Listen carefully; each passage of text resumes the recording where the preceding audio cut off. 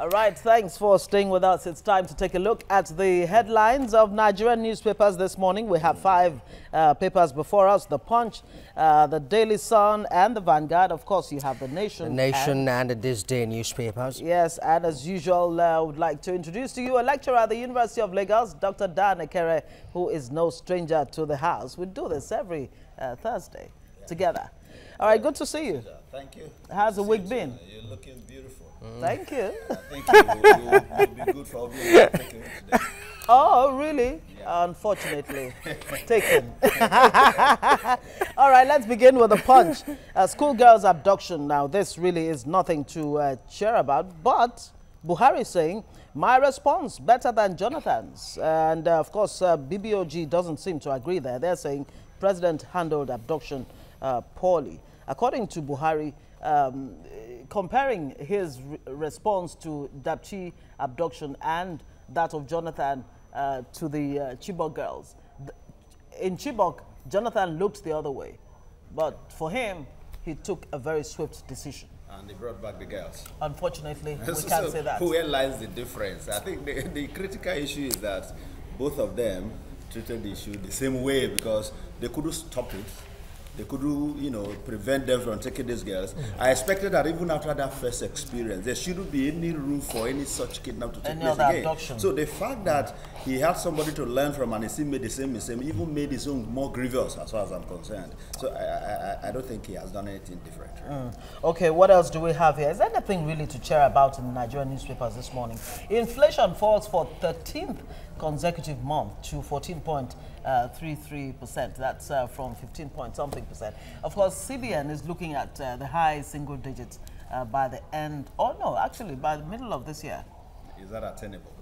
Well, considering what is going on, the way things are at the moment, is that attainable? Are we just, living with wishes, or that there are very strenuous and strategic efforts put in place to ensure that this comes to pass? I've not seen anything to suggest that that will happen in the next few months.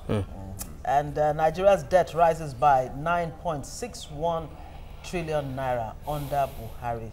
And we hear there is about is it $40-something billion or something. Yeah, $46 billion in the reserves at the moment. Yes, we are.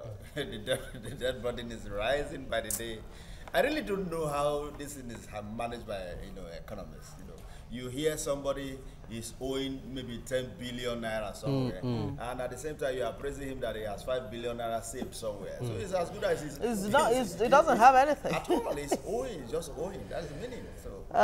All right, journalists, others injured in Obaseki's convoy accident. Of course, we'll get details of that on page 11.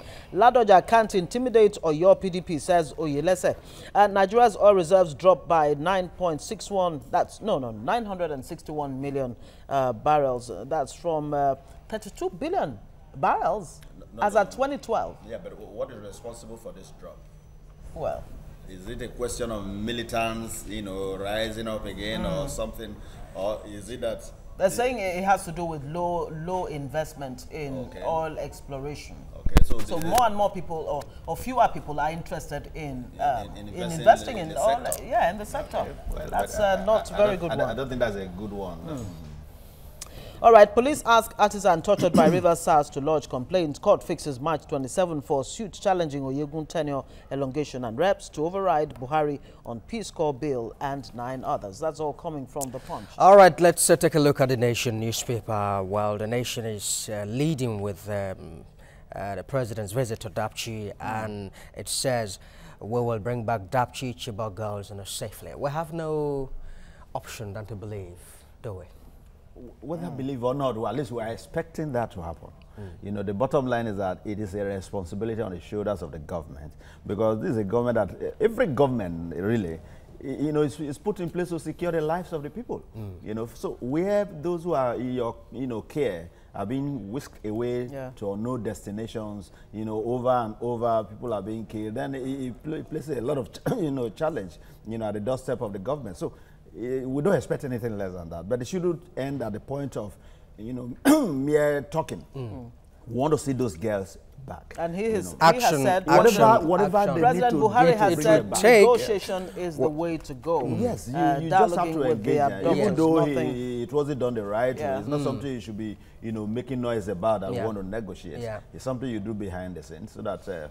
And these things have been done. It's not new. Negotiating with terrorist organizations is not new. But even those who have been negotiating have not been announcing it. Absolutely. They have not been making noise about it. Especially those countries that say we don't negotiate. They tell you they don't negotiate, and yet they can trade thousands for one. That's right. We need to do that. Well, it's all right. Let's take a look at another headline. Election sequence. Court stops Senate. There is a sense in which you can say, well, the battle line between the presidency and the National Assembly has been drawn. Yeah, in a sense, really, because, there has been a lot of brouhaha, a lot of hue and cry over, the sequence of elections that the National Assembly is trying to project. For me, putting away the legal implications, I don't think it's a bad idea, really, because the moment, one, if you were to elect the president before the National Assembly, the chances are that we may likely have one-party system. Because everybody want to fall in line. You find out Don't we already have that? You see, because once you have, even where they control that different platforms, the moment the government becomes clear that this is a party, you find people move from the other party to that one, even those who have been elected. So let alone the ones who are seeking election. So, and just as an addendum, an instance where you have, one political party winning all the local governments. That has been the trend. Not so for democracy. That has been the trend. So, it shows that there's no eternal democracy even within the parties or what have you. All right, another headline here. Evans' confession video shown in court where he admitted to kidnapping, charges of kidnapping and all of that. And there is a sense in which, you want to ask, I mean, how soon can we expect justice to be done? Well, that is the major challenge, really. It's a major challenge. At the moment, I don't know where he is being kept. I don't know whether he's on a hospital bed, whether he's in one cool place enjoying his life, waiting for, that has been the trial of big criminals. Come to think of it, he has sued the government, according to reports, has gone to court asking that his property that's been forcefully confiscated should be released to him. Well, if the justice system was as fast as, expected, would we have, what I see now as, a fight back from him? Yeah, but that, you see, that is part of the lacuna you find in so many of the Nigerian legal system. Yeah. So the legal system needs to be reviewed. The system of justice now, not the legal system, because every system that is lawful is legal. So-called administration of. There's a picture. There's a picture here on the front page of the Nation showing landlords in Ekiti, protesting crazy bills, from, of course, BDC. So, I mean, it's almost everywhere. It's a crazy situation we'll find ourselves, where NEPA. Then PACN has been broken into various private businesses and yet still being sponsored by government. I really don't know whether they are private companies or whether they are government companies. I don't know. But what is critical to Nigerians is that we want to see electricity. Let there be lights, as simple as PHCN. Daily Sun, Debt Management Office reveals Nigeria's public debt hits 21.7 trillion naira. We heard that already. Governors lobby National Assembly, that's the NAS, to override Buhari's veto. A Southwest governor mobilizes pro-president faction to quash move. Dapchi, my response, better than Jonathan's, Buhari declares in Yobe. And judge withdraws from Dasuki case. Now, this Dasuki case seems to be going nowhere really, really fast. Or would you even say slowly? It has been a very worrisome situation, really. Because to start with, there have been allegations and allegations and allegations. There have been confessions, there have been reforms and all the rest. But however, we must follow the due process of the law. The law at different occasions have granted this man bail.